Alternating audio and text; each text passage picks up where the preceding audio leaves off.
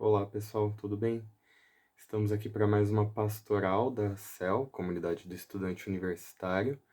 Assim como nas últimas semanas, hoje, na quinta-feira, a nossa pastoral em vídeo, ela procura refletir um pouco mais e aprofundar um pouquinho mais uma das pastorais que foram apresentadas durante a semana na forma de texto.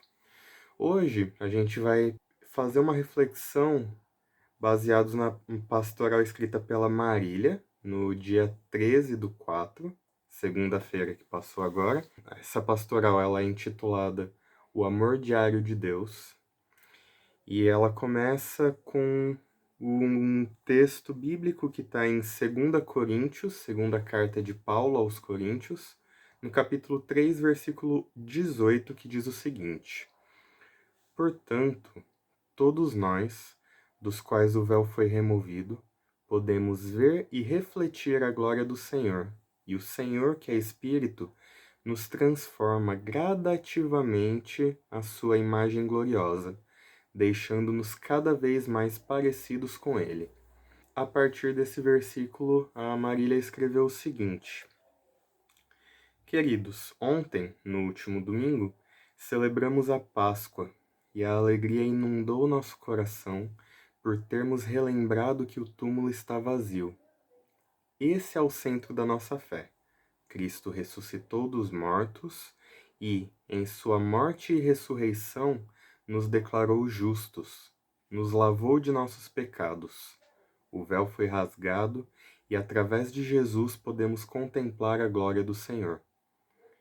Quantas implicações essa verdade tem na nossa vida hoje e teve na história da humanidade? Nesse pequeno versículo da carta de Paulo aos Coríntios, vemos uma dessas implicações. Como se não bastasse Deus ter nos dado gratuitamente a salvação através da morte e ressurreição de seu Filho, ele continua trabalhando em nós diariamente, nos moldando, nos consolando e nos amando. O Senhor nos transforma gradativamente para que nos tornemos mais parecidos com Ele. Que essa verdade inunde também nosso coração. Que o Senhor não nos deu apenas a vida eterna ao seu lado, mas Ele permanece nos dando a graça de nos transformar hoje, cotidianamente. Esta é a alegria diária de ter uma vida entregue a Deus.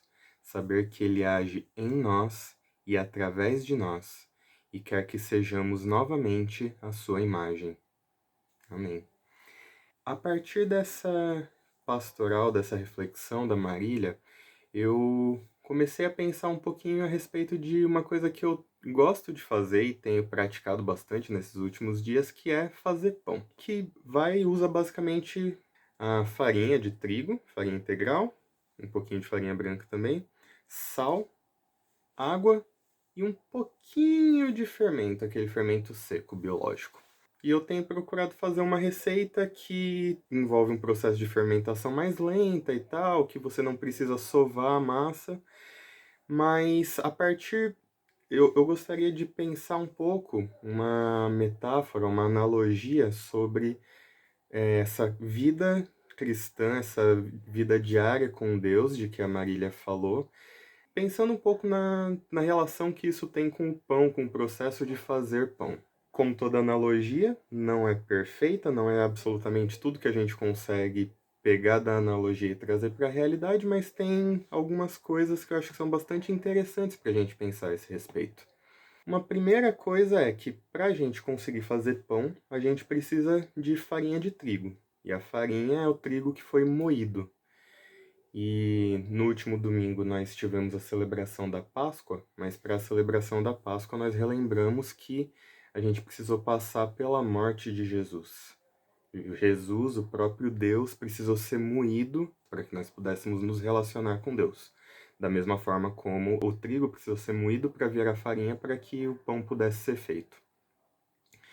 Agora, a vida cristã, ela se inicia no momento em que aqueles ingredientes são misturados, por assim dizer. Esse é o momento em que a gente poderia dizer que, bom, a partir daqui, a vida cristã se iniciou. O processo de fazer o pão, propriamente dito, foi iniciado. E esse processo demanda tempo, no caso, por exemplo, desses pães que eu tenho feito, de fermentação lenta, eu coloco o pão normalmente à noite, eu misturo os ingredientes, deixo ele fermentando a noite toda para no dia seguinte a massa ser preparada, ser assada, propriamente.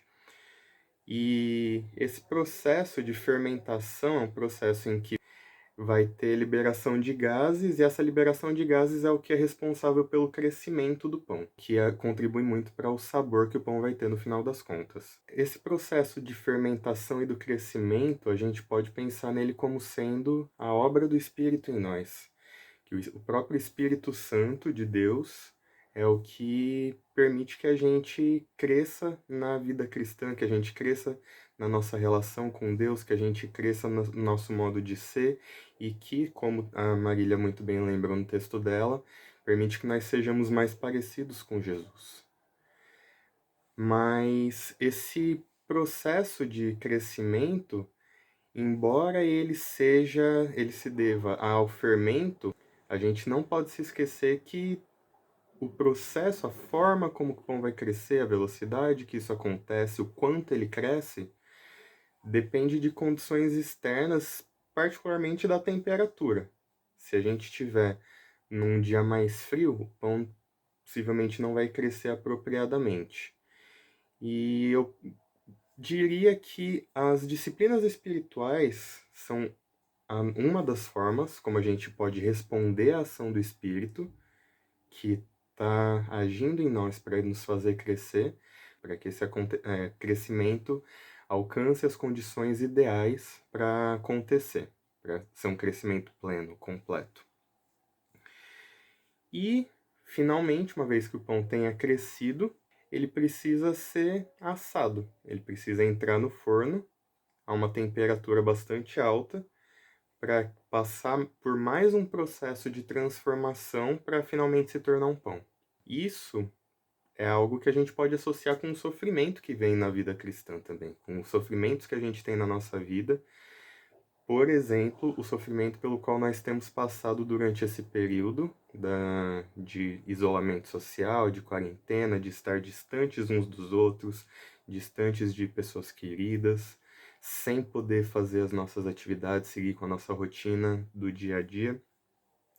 É uma coisa que traz muito sofrimento pra gente, que vem de forças, de fatores externos a nós, como o caso do calor do fogo, que faz o pão ser assado, mas isso é o que permite também que o pão, que passou por todas essas etapas anteriores, venha a se tornar finalmente um pão que alimenta, que dá prazer à pessoa que fez o pão, quando a gente viu tudo isso acontecendo, a gente finalmente come o pão e sente o sabor dele.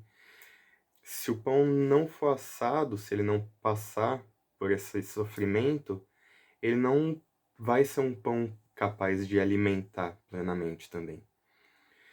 Mas o pão, depois de assado, ele finalmente atinge o seu propósito, o seu objetivo final, que é o de alimentar e de também dar prazer, o prazer de sentir o sabor de um pão gostoso, de um pão bem feito. E isso é algo que traz duas coisas pra gente pensar. Uma delas é a questão do serviço, de servir aos outros. Servir é a pessoa que tá perto da gente, a pessoa que a gente enxerga uma necessidade nela, que a gente enxerga que a pessoa tem fome, que ela precisa se alimentar, seja financeiramente, seja de uma conversa, seja de fazer uma ligação rápida para ela. E a outra questão que é de dar prazer por meio do sabor. E aqui nesse ponto eu coloco particularmente pensando no prazer da pessoa que acompanhou todo esse processo de produção do pão, que sente o sabor do pão, que vê as outras pessoas se alimentando e que fica feliz com isso tudo, que é o próprio Deus que faz com que tudo isso aconteça. É o próprio Deus que, no momento em que o trigo estava sendo plantado, antes dele ser colhido, para ser moído, para ser transformado na farinha que foi usada para fazer o pão, ele já sabia que aquele trigo seria usado no final das contas para ser um pão nutritivo, um pão que alimenta. Então, que nós tenhamos isso em mente, que a nossa vida ela deve ser uma vida de serviço, mas ela deve ser especialmente uma vida que agrade a Deus ao ver aquilo que está sendo feito, aquilo que Ele mesmo está fazendo em nós e conseguir ver o resultado e se alegrar nesse resultado, nesse pão bem feito. Amém? Então eu vou fazer uma oração para encerrar. Senhor, nós te agradecemos porque o Senhor é o Deus que tem nos conduzido nas nossas vidas. O Senhor é um Deus que nos alcança, é um Deus que nos dá crescimento e que usa mesmo os sofrimentos pelos quais nós passamos para a tua glória, que usa mesmo os sofrimentos pelos quais nós passamos como forma de nós podermos estar prontos, preparados para servir, para alimentar os outros.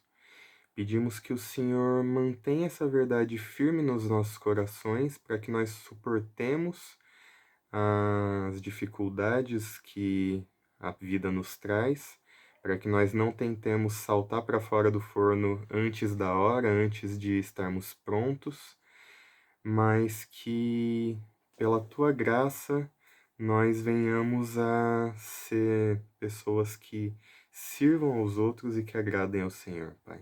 Te pedimos isso em nome de Jesus. Amém. Que Deus abençoe a cada um de nós. Uma boa continuação de semana para todos vocês. Deus abençoe.